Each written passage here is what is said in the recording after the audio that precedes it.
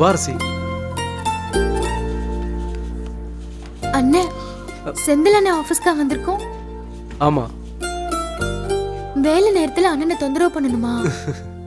அதெல்லாம் பண்ணலாம், தப்பே இல்லை. வா வா.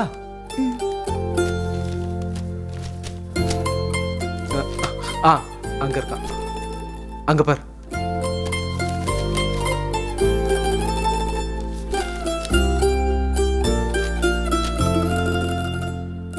இந்த மிஸ்டேக்ஸ் மட்டும் சரி பண்ண சொல்லிட்டீங்கன்னா ஓகே தான். அரசி, அங்க பாத்தியா?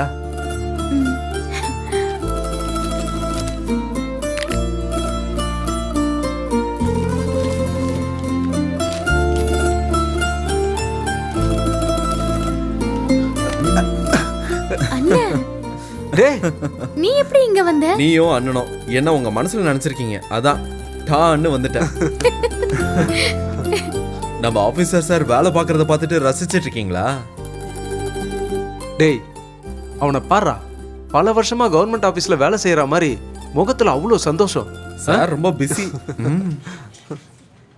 ஓகே சார், அவ்வளோதான். தேங்க்யூ.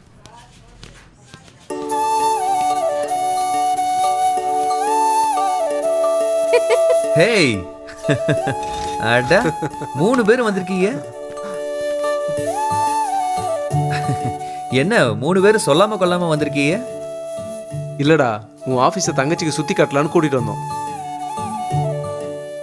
ஆபீஸை காட்டிட்டு அப்படியே ஒன்னையும் கொஞ்ச நேரம் வெளில கூட்டிட்டு போய் ஊர் சுத்தலான்னு இருக்கோம். மறுபடியும் எங்க? எப்போதான் இந்த பிளான் எல்லாம் போட்டிய நீங்க? பிளானு அப்படியே போட்டுட்டேன். கார் எடுத்துட்டு வந்திருக்கேன். நம்ம 4 பேரும் லஞ்ச் சாப்பிட்றதுக்கு வெளில போறோம். என்னண்ணே? ஆமா, என்னடா திடீர்னு லஞ்ச் எல்லாம்? அட அண்ணன் ட்ரீட்டு. ட்ரீட்டா? வேலை கிடைச்சிருச்சுல்ல. ஓ டேய், இப்போ என்கிட்ட பணம் இல்லடா.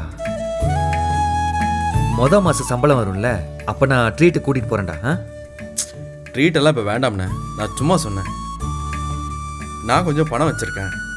அண்ணனும் அப்பா கிட்ட இருந்து கொஞ்சம் பணம் வாங்கிட்டு வந்திருக்காரு. அப்பா காசு கொடுத்தாரா? தங்கச்சி வந்ததுனால அப்பா கொடுத்தாரு. அதான பார்த்தேன். அதெல்லாம் சரிண்ணே. இப்போ உனக்கு லஞ்ச் டைம் தானே, பர்மிஷன் கேட்டு வா போலாம். சரி சரி போலாம்டா. ஏன்பா அரசி, ஆபீஸ்லாம் எப்படி இருக்கு? சூப்பரா இருக்குன்னு. நானும் உன்ன மாதிரியும் அண்ணி மாதிரியும் கவர்மெண்ட் வேலைக்கு தான் போறேன்.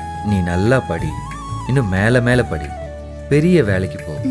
அண்ணனால என்ன உதவி செய்ய முடியுமோ அதெல்லாம் செஞ்சு உன்னை கண்டிப்பா படிக்க வைப்பேன்.